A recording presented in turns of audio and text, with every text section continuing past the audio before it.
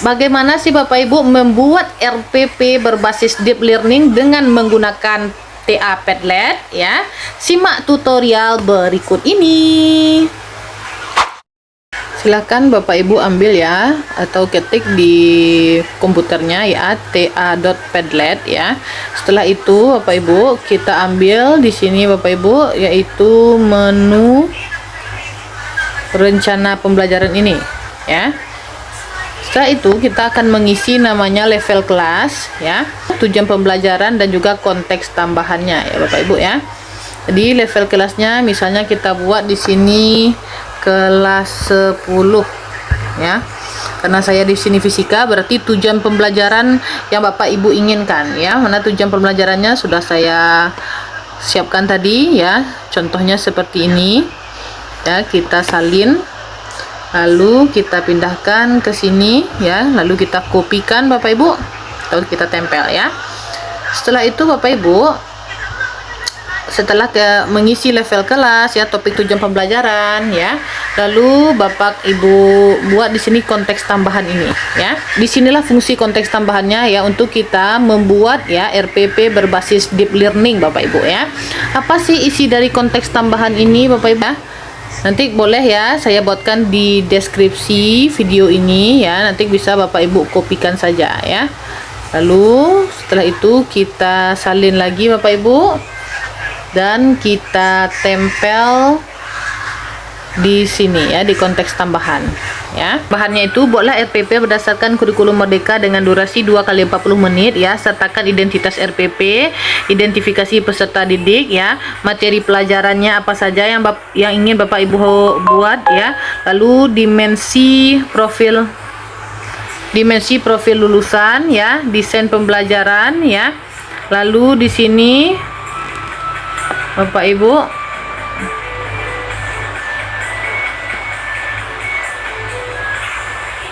desain pembelajaran ya. Desain pembelajaran ini ada capaian pembelajaran ya, ada lintas disiplin ilmu, ada tujuan pembelajaran, topik pembelajaran, praktik pedagogis ya, kemitraan pembelajaran, lingkungan pembelajaran ya, pemanfaatan digital, lalu pengalaman belajar ya. Kalau pengalaman belajar tuh ada yang pengalaman belajar awal ya.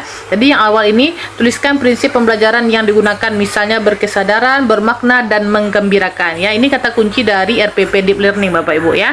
Lalu pembuka dari proses pembelajaran yang bertujuan untuk mempersiapkan peserta didik sebelum memasuki inti pembelajaran. Kegiatan dalam tahap ini meliputi orientasi yang bermakna, persepsi yang kontekstual, dan motivasi yang menggembirakan ya. Lalu kegiatan inti ya. Kegiatan inti tuliskan prinsip pembelajaran yang digunakan, misal berkesadaran, bermakna, menggembirakan. Jadi pada tahap ini ya Bapak Ibu ya, siswa aktif terlibat dalam pengalaman belajar. Jadi pada tahap ini siswa aktif terlibat dalam pengalaman belajar, memahami, mengaplikasi, dan merefleksi ya. Guru dapat menerapkan prinsip pembelajaran berkesadaran, bermakna, menyenangkan untuk mencapai tujuan pembelajaran. Pengalaman belajar tidak harus dilaksanakan dalam satu kali pertemuan ya. Dan baru kegiatan penutup ya. Kalau di kegiatan penutup ini tuliskan prinsip pembelajaran yang digunakan, misal berkesadaran, bermakna, dan menggembirakan ya. Tahap akhir dalam proses pembelajaran yang bertujuan memberikan umpan balik yang konstruktif kepada siswa atas pengalaman belajar yang telah dilakukan ya. Menyimpulkan pembelajaran dan siswa terlibat dalam perencanaan pembelajaran selanjutnya.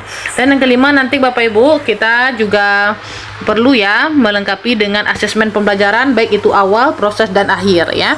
Asesmen dalam pembelajaran mendalam disesuaikan dengan asesmen as learning, asesmen for learning, dan asesmen of learning.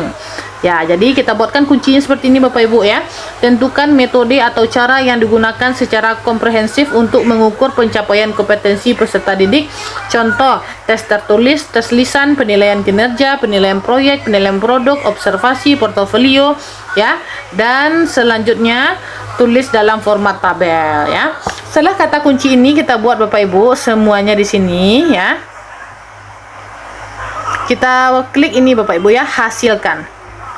Kita tunggu beberapa saat Bapak Ibu, akan menghasilkan sebuah RPP ya, yaitu RPP berbasis deep learning ya, atau pembelajaran mendalam ya Bapak Ibu. Bisa Bapak Ibu lihat hasilnya seperti ini. Oke, setelah selesai Bapak Ibu ya, kita klik ekspor ya. Boleh Bapak Ibu ingin ekspornya ke Google Docs ya, atau ke PDF, atau ekspornya ke Word ya.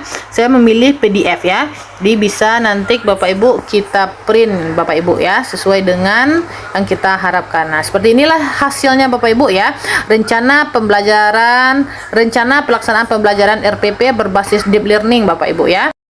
Ini RPP yang kita hasilkan dari AI TA Padlet ya Bapak Ibu ya, RPP berbasis deep learning ya.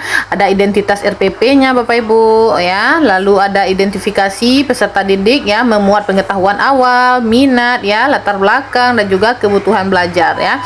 Setelah itu materi pembelajarannya itu ada jenis pengetahuan ya, relevansi, tingkat kesulitan, struktur materi, dan integrasi nilai ya. Setelah itu kita juga ada poin dimensi profil lulusan ya.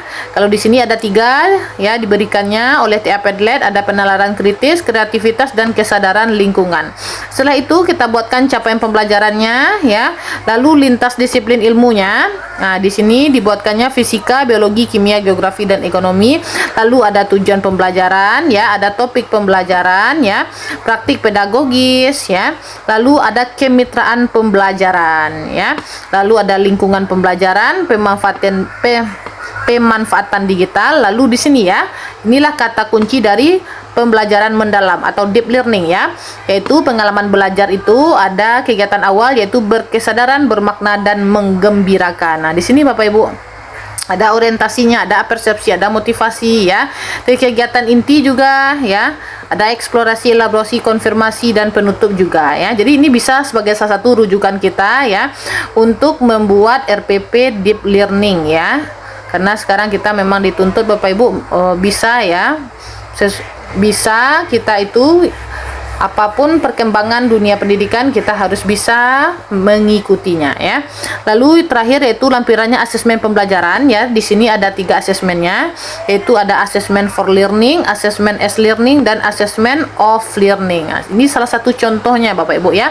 Kalau asesmen for learning berbentuk pertanyaan diagnostiknya ya, ada peta konsep awal. Kalau asesmen as learningnya ada observasi, peer assessment ya, atau jurnal reflektif ya. Kalau asesmen akhirnya berbentuk tes tertulis, penilaian produk, ataupun penilaian proyek. Dan di sini juga diberikan kita rubrik penilaiannya. Oke Bapak Ibu.